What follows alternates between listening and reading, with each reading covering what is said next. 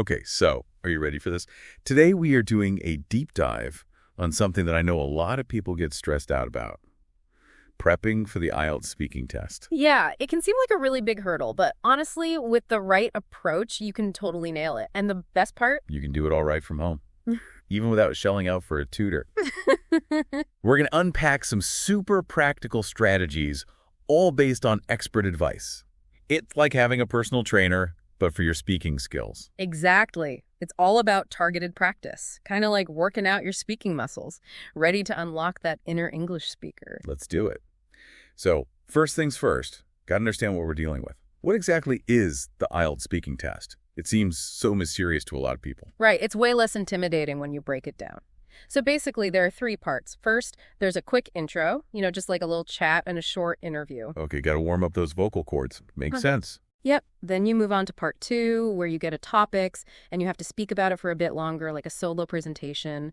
And then finally, part 3, it gets a little more in-depth. You have a discussion with the examiner, kind of digging deeper into ideas. Gotcha. So knowing how it's structured lets you practice for each part specifically. Exactly. So the source material we're diving into today really hammers home how much you can actually achieve just by practicing on your own. There are tons of techniques you can use, but they emphasize mock tests as a starting point.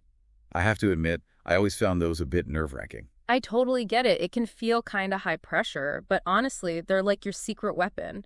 When you record yourself under timed conditions, it's basically like simulating game day. It's like that dress rehearsal before the big performance. Yeah, and it helps you get used to that feeling of, okay, the clock is ticking.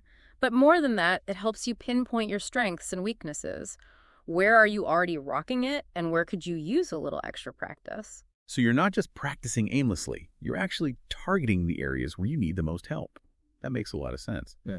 Now, one thing that stood out to me in the source material was this idea of brainstorming common IELTS themes beforehand. Like, what are some of the big topics that tend to come up? Yeah, this is such a good strategy. It's not about memorizing answers or anything like that. It's more about just having that mental framework ready.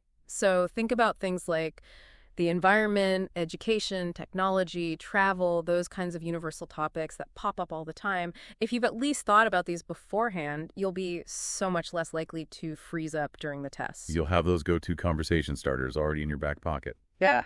Okay, now let's talk about vocabulary.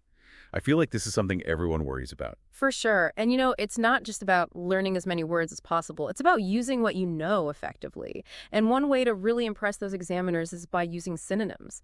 It shows them you have a wide range of vocabulary and that you can express yourself in a nuanced way. So instead of always just saying hot, maybe you say boiling or scorching or even sweltering, depending on what you're talking about. Exactly. You're showing them you're not just using basic vocabulary. You're bringing in those shades of meaning, those more sophisticated words.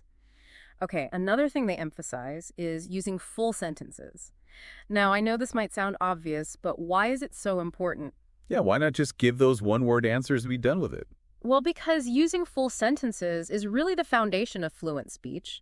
When you practice speaking in full sentences, it helps you organize your thoughts, express yourself clearly, and just sound more confident overall. And the examiners, they pick up on this. Right, because in real-life conversations, we don't just speak in one-word answers. We try to express ourselves in a more complete way. It's like you're training your brain to think in full sentences, which then just makes your speech flow more naturally. Precisely. Now, there's this really fun technique that I actually love using myself. It's called shadowing. Have you ever tried that? I have. It's like you're secretly following someone, but in a good way. Exactly. So you pick a piece of audio in English. This could be anything, a podcast, a TED Talk, an interview, whatever you're interested in. And as you're listening, you try to mimic the speaker in real time. You copy their pronunciation, their intonation, their rhythm. It's like you have a personal pronunciation coach right there in your ear. And not just pronunciation, you're also picking up on those natural speech patterns, those little pauses, the way they stress certain words. It all adds up to make your English sound more authentic. It's like learning by osmosis, just absorbing those natural rhythms. Yeah. I love that. Okay, now, this next technique, I have to admit, it surprised me at first. It's the idea of actually talking to yourself out loud in English. At first I thought, is this really a thing? But the more I thought about it, the more sense it made. Right. It might feel a little strange at first, but trust me, it's a game changer. Think of it as your own private stage where you can practice without any judgment. You can have conversations with yourself, narrate your day, pretend you're giving a presentation. It all helps build your confidence and fluency. It's like turning everyday moments into little practice sessions. Yeah. And no one's there to correct you, so you can experiment with different words, phrases, really just play around with the language. Exactly. And that's where the magic happens. Okay, now, the last thing the source material really emphasizes is the importance of self-evaluation.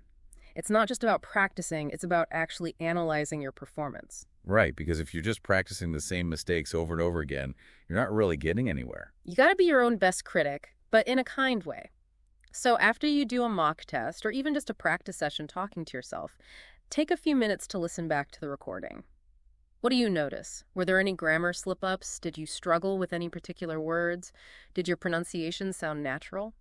And remember, the IELTS is looking at 4 main things: fluency, lexical resource, which just means vocabulary, grammatical range and accuracy, and pronunciation. So keep those in mind as you're evaluating yourself. It's like having those benchmarks, those goals to work towards. This has been so insightful. I feel like we've really given our listeners a great starting point for prepping for the IELTS speaking test. Yeah. It doesn't have to be this scary, overwhelming thing, right? Not at all. With consistent practice, some smart strategies, and maybe a few conversations with yourself in the mirror, you can totally rock it. What about you? What stood out to you the most? I think the shadowing technique is so brilliant. I'm definitely going to be doing more of that. What about you? Honestly, for me, it's that reminder to just talk to yourself in English. It's such a simple thing, but it can make such a big difference. Totally. Well, that's it for today's deep dive. Remember, the journey to fluency starts with a single step, or maybe a few conversations with yourself. Good luck, everyone. You've got this. See you next time. Bye.